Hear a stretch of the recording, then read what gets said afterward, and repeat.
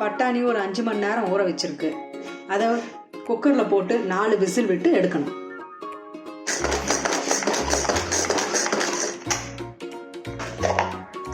ஃபைனாக சாப் ஆயிருக்கு.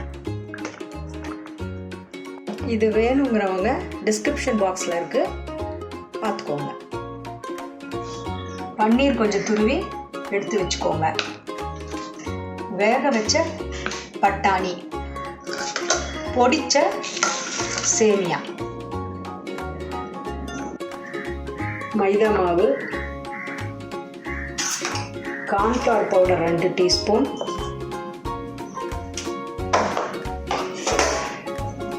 உப்பு அதுக்கு தகுந்த மாதிரி, மிளகாத்தூள் 2 டீஸ்பூன் போட்டு எல்லாம் மிக்ஸ் பண்ணி பேஸ்ட் பண்ணிக்கணும்.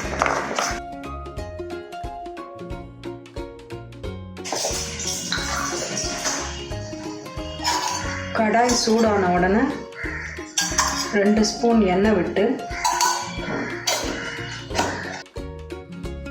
இந்த சாப் பண்ண ஆனியனை போட்டுருக்கோம்.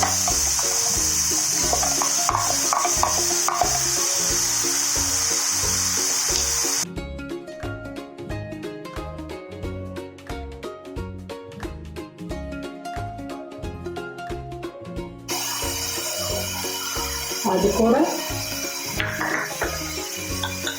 உப்பு அதுக்கு தகுந்த மாதிரி, மிளகாத்தூள் 2 ஸ்பூன், கரம் மசாலா தூள் 1 ஸ்பூன்,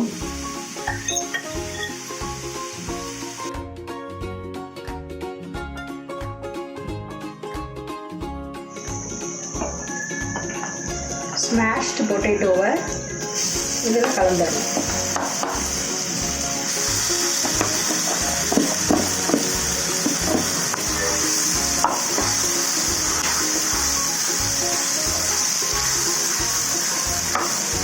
பொட்டேட்டோவுக்கு தகுந்த உப்பு போட்டுக்கணும்.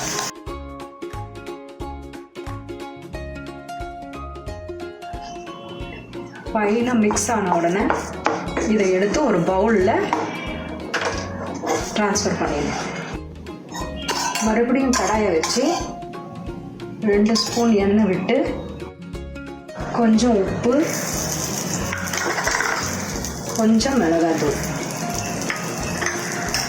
போட்டு சாப் பண்ணிடணும்.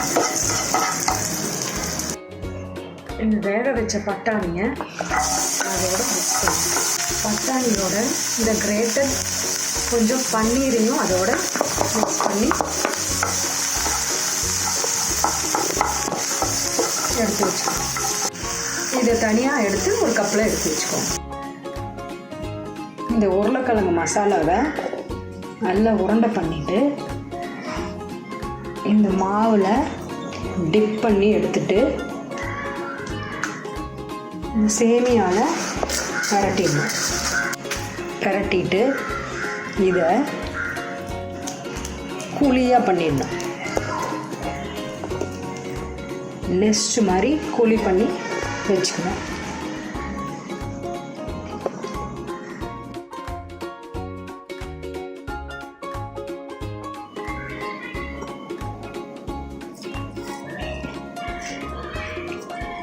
இப்போ அந்த நெஸ்ட்டில் எக்கு வைக்கிற மாதிரி இதை செய்கிறோம். இதுக்கு நடுவில் கொஞ்சம் பட்டாணி வைக்கணும். பட்டாணியும் பன்னீரும் வச்சு அதை உருண்டை பண்ணிக்கிறோம்.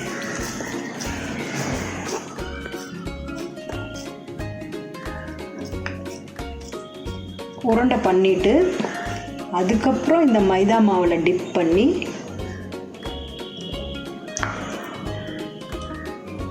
எடுத்துட்டு அப்புறம் இந்த சேமியாவில் பரட்டி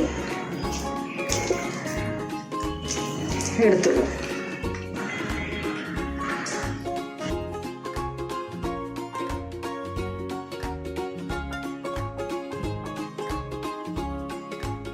ஒன்று இந்த நெஸ்ட் எடுத்து எண்ணெயில் போட்டோம்.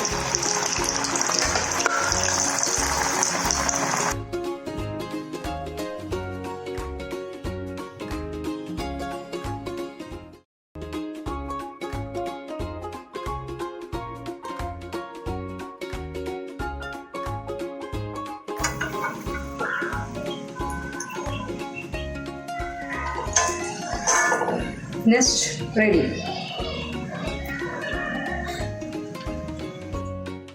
இப்போ அதுக்குள்ளே இருக்க நெஸ்ட்டுக்குள்ளே வைக்கிற எக்.